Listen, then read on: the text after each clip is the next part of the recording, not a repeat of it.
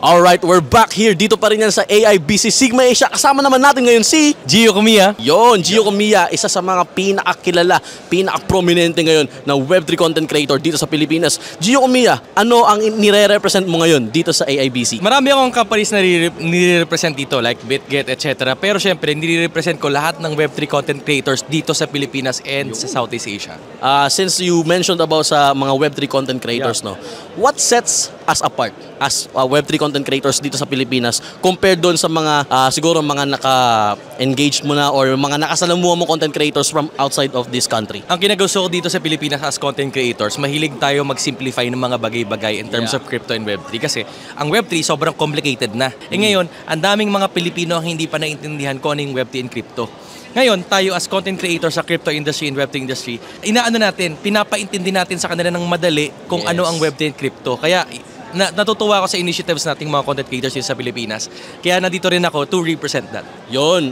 Speaking of that, no, ano ba ang mga upcoming content ni Gio Comiya na dapat abangan ng mga viewers natin right now? Sobrang daming abangan dito kasi nung previously sa NFT NYC, now dito sa AIBC Asia, but soon, syempre, marami tayong upcoming events sa Lisbon, Portugal. Abangan nyo yan. Ay, grabe. Kasi A-Fest recently, nagkaroon tayo ng naging member tayo ng Bored Ape Yacht Club. So, papakita ko sa mga Pilipino kung ano ang itsura at gaano kasaya sa isang exclusive event ng pinakasikat na NFT collection sa buong mundo, which is Bored Ape Yacht Club. And marami pa actually, sobrang dami pang upcoming. Sa personal naman, makikita nyo magle-level up yung content ko kasi I'm making up my own studio. So I'm planning to mentor content creators as well. Yung mga, lalo na mga startup content creators na gustong matuto about simplifying things sa Web3, etc.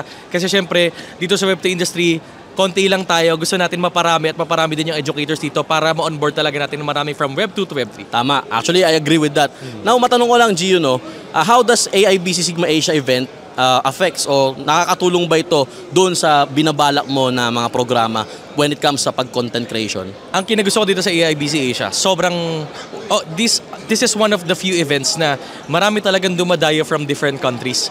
Dito, makikita mo dito na 95% are foreigners, 5% lang ang Pinoy. Halos pag pumunta ka dito, puro dumudugo na ilong natin sa kaka-English, di ba? Tama. Lang, okay, from different nationalities, from Ukraine, Russia, Europe, America, and buong mundo para tayo nasa United Nations. Ang saya kasi nakakapag-network tayo on those different countries, napapakita natin kung gaano kaganda ang Pilipinas, gaano kaganda culture natin, and gaano kaganda ang future ng Web3 dito. Yes, I agree with that. Now, Gio, invite mo naman sila kung saan yung mga socials mo para ma-follow ka nila. Na-follow nyo ako at Gio Comiya. Mag-i-updated lang kayo sa lahat ng mga balita dyan sa TikTok, YouTube, etc., Instagram, and everywhere else. Kasi talagang tuloy-tuloy yung building natin. Bull or bear market yan, tuloy-tuloy tayo, hindi tayo hihinto. What do you think is the future of money? Digital talaga. The future of money is digital. Whether it's crypto or not, pero tingin ko naman crypto, pero it's always gonna be digital. Kasi syempre lahat kailangan online eh. Yun. Ayan. The future of money is digital.